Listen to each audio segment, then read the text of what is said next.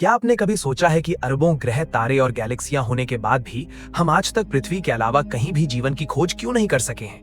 हम पिछले 60 सालों से लगातार ब्रह्मांड में जीवन के संकेत खोज रहे हैं। इस उम्मीद में हमने शक्तिशाली रेडियो सिग्नल्स और प्रोब्स भी भेजे कि कोई तो इन सिग्नल्स का जवाब देगा।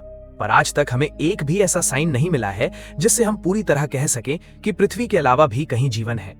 ना तो हमारे पूर्वजों ने एलियंस का स्पष्ट वर्णन किया है और ना ही हमें पृथ्वी पर आज तक कोई ठोस सुराग मिला है।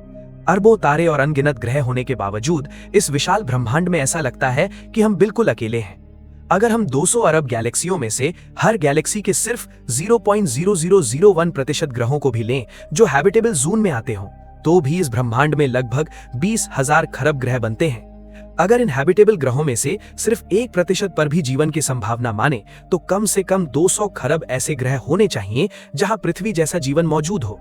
लेकिन आज तक हम इनमें से किसी भी ग्रह पर किसी एलियन सभ्यता को खोज नहीं सके हैं। तो आखिर ऐसा क्यों है? क्या एलियंस हमसे मिलना नहीं चाहते, या फिर हम इंसान अभी इतने एडवांस नहीं हुए हैं कि अपने सोलर सिस्टम के बाहर जीवन की पहचान कर सकें? दोस्तों, आज इसी बात को जानने के लिए आप इस वीडियो को पूरा जरूर देखिए, क्योंकि आज मैं आपको कुछ ऐसे कारण बताऊंगा जो हमें एलियंस से मिलने से अब तक रोकते रहे हैं। पर अब जिस तरह से हम एडवांस हो रहे हैं और नई टेक्नोलॉजी पर काम कर रहे हैं, हो सकता है कि मानव सभ्यता पहली बार किसी एलियन सभ्यता से कांटेक्ट कर ले या फिर उनके सिग्नेचर्स को ब्रह्मांड में पकड़ ले, जो शायद पहली बार फर्मी पैराडॉक्स का जवाब भी दे दे। तो सीट बेल्ट बांध लीजिए और चलिए मेरे साथ एलियंस की खोज में एक और अद्भुत ब्रह्मांडीय यात्रा पर, जहां हम फर्मी पैराडॉक्स को सुलझाने की कोशिश करेंगे। सबसे पहले दिमाग में आता है, क्यों ना स्पेस में सिग्नल भेजे जाए, रेडियो वेव्स के जरिए जो हजारों लाइट ईयर तक यात्रा कर सके। इसी सोच के साथ 1974 में महान वैज्ञानिक कार्ल सेगन और फ्रैंक ड्रेक ने एरिसेबो मैसेज को शक्तिशाली रेडियो एंटेना से स्पेस में भेजा। ये सिग्नल आज भी अपनी यात्रा पर है, लेकिन सेटी ने यानी search for extra terrestrial intelligence ने भी कई रेडियो सिग्नल स्पेस में भेजे, फिर भी हमें आज तक एक भी जवाब नहीं मिला। नई रिसर्च और वैज्ञानिकों का मानना है कि हमारे पास एलियंस को रेडियो मैसेज से डिटेक्ट करने की एक बहुत छोटी विंडो होती है। इसे कहा जाता है नैरो डिटेक्शन विंडो। अगर कोई सभ्यता तेजी से टेक्नोलॉजिकल विकास करती है तो वो बहुत कम समय के लिए ही रेडियो जैसी स्लो टेक्नोलॉजी का इस्तेमाल करती है। सोचिए, हमें रेडियो का आविष्कार किए मुश्किल से 100 साल हुए हैं। आज हम इंटरनेट, फाइबर ऑप्टिक्स और एआई की बात करते हैं। धीरे धीरे हम आर्टिफिशियल सुपर इंटेलिजेंस यानी एएसआई की ओर बढ़ रहे हैं। तो संभव है कि कोई एडवांस एलियन सभ्यता सिर्फ 20 या 100 साल तक ही रेडियो का उपयोग करे। उसके बाद वे ऐसी टेक्नोलॉजी पर शिफ्ट हो जाएं जिसकी हम कल्पना भी नहीं कर सकते। ऐसे में हमारे पास उन्हें पकड़ने के लिए बहुत छोटा समय होता है, और जब तक हमारा सिग्नल उन तक पहुंचे वे शायद उस टेक्नोलॉजी को छोड़ चुके हों। एरिसेबो मैसेज को ही लें, 25,000 लाइट ईयर जाने और 25,000 लाइट ईयर लौटने में 50,000 साल लगेंगे। तब तक हम खुद इतने एडवांस हो सकते हैं कि उस पुराने रेडियो सिग्नल को इग्नोर कर दें। इसलिए रेडियो से डिटेक्शन मुश्किल है। अब आते हैं दूसरे तरीके पर, हीट डिटेक्शन मेथड। थर्मोडायनेमिक्स के नियम के अनुसार कोई भी मशीन काम करते समय हीट पैदा करती है। अगर कोई टाइप 2 सिविलाइजेशन हो जो अपने तारे की पूरी ऊर्जा इस्तेमाल करे, जैसे डायसन स्फीयर या अन्य मेगा स्ट्रक्चर, तो उससे भारी मात्रा में हीट निकलेगी। अगर किसी तारे के आसपास असामान्य तापमान या डिम लाइट दिखे तो ये किसी एडवांस सभ्यता का संकेत हो सकता है। तीसरा तरीका है एटमॉस्फेरिक पोल्यूशन डिटेक्शन। अगर किसी ग्रह के वातावरण में नाइट्रोजन डाइऑक्साइड जैसी गैसें पाई जाएं, तो ये टेक्नोलॉजिकल गतिविधि का संकेत हो सकता है।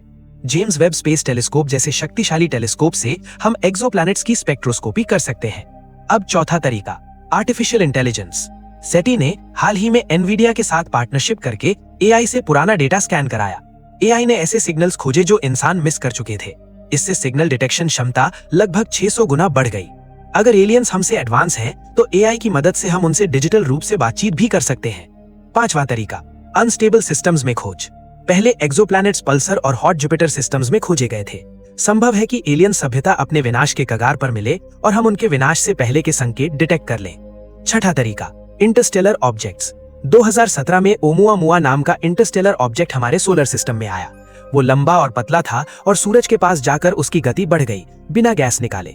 कुछ वैज्ञानिकों ने संभावना जताई कि वो एलियन प्रोब हो सकता था, लेकिन हमारे पास पर्याप्त डेटा नहीं था।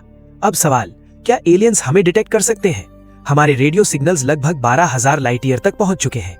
मोबाइल नेटवर्क की रेडियो लीकेज लगभग 4 लाइट ईयर तक जाती है। हमारा प्रदूषण लगभग 6 लाइट ईयर दूर से डिटेक्ट किया जा सकता है। अगर कोई सभ्यता इतनी दूरी पर है तो वो हमारे नाइट्रोजन डाइऑक्साइड सिग्नेचर से समझ सकती है कि यहाँ टेक्नोलॉजिकल गतिविधि है। इस विशाल ब्रह्मांड में कोई भी किसी को खोज सकता है, लेकिन लाइट ईयर की दूरी हमें अकेला महसूस कराती है। हो सकता है भविष्य में हम एलियन से संपर्क करें और वो दिन मानव सभ्यता की दिशा बदल दे। फिलहाल इस वीडियो में हमने एलियंस को खोजने के आधुनिक तरीकों को समझा। अगले वीडियो में हम बात करेंगे अगर हमें एलियन सिग्नल मिल जाए तो सेटी का प्रोटोकॉल क्या होगा। तब तक के लिए कमेंट करके बताइए फर्मी पैराडॉक्स को सुलझाने का आपका तरीका क्या है। इसी के साथ मुझे दीजिए इजाजत। मैं आप लोगों से मिलूंगा अगले हफ्ते एक और मजेदार वीडियो के साथ। तब तक के लिए नमस्कार, जय हिंद। आपका दोस्त कॉस्मिक एक्सप्लोरर।